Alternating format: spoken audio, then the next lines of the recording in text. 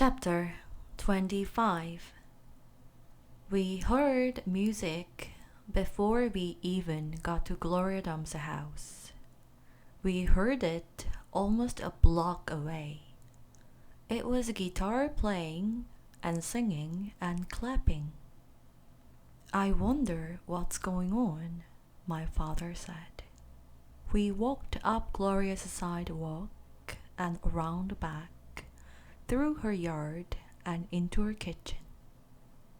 What we saw was Otis playing his guitar, and Miss Franny and Gloria sitting there smiling and singing, and Gloria holding Sweetie Pie in her lap.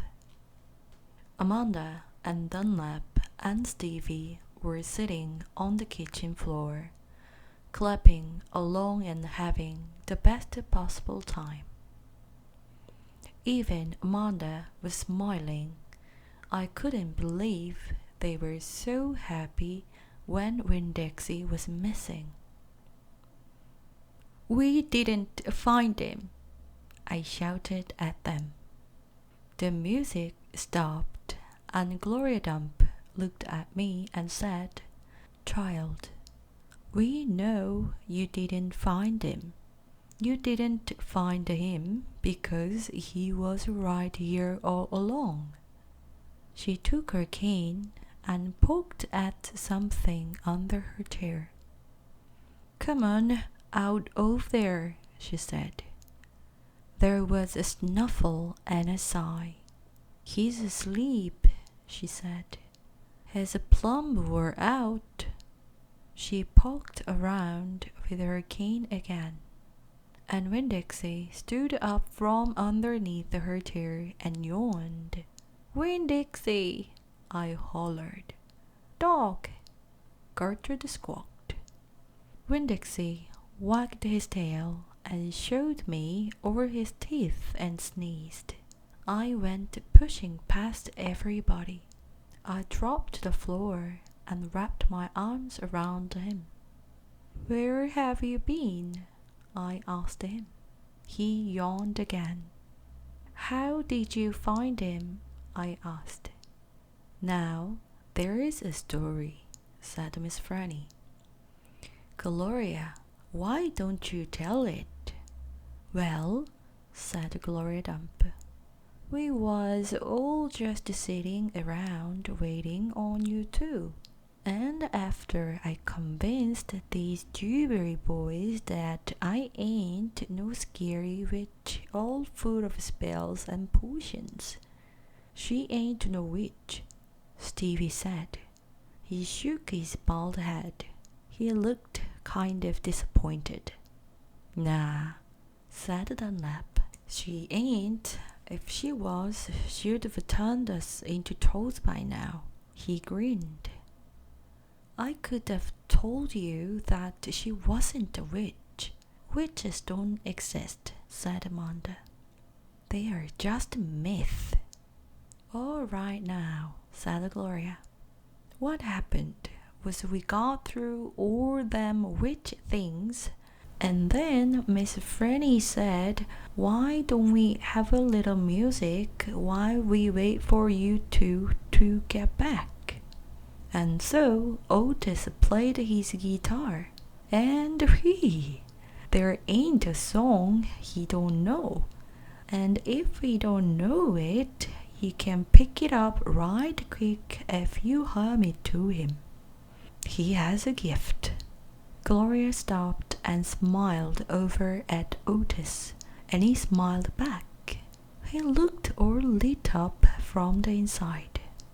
"Tell what happened," Sweetie Pie said. "Tell about that dog."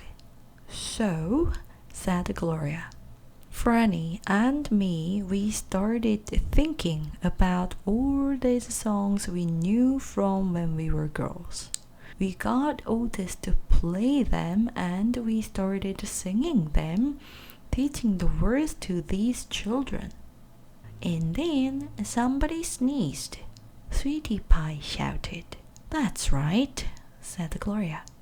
"Somebody sneezed and it wasn't none of us," So we looked around, wondering who did, thinking that maybe we got us a burglar in the house. We looked around and we didn't see nothing. So we started into singing again. And sure enough, there was another big "Atch!"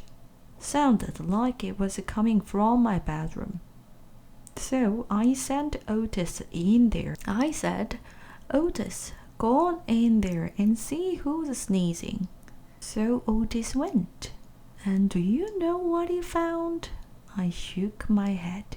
"Winn-Dixie!" shouted Sweetie Pie. "That dog of yours was all hid underneath my bed, squeezed under there like the world was about to end." But he was smiling like a fool every time he heard Otis playing the guitar, smiling so hard he sneezed. My daddy laughed.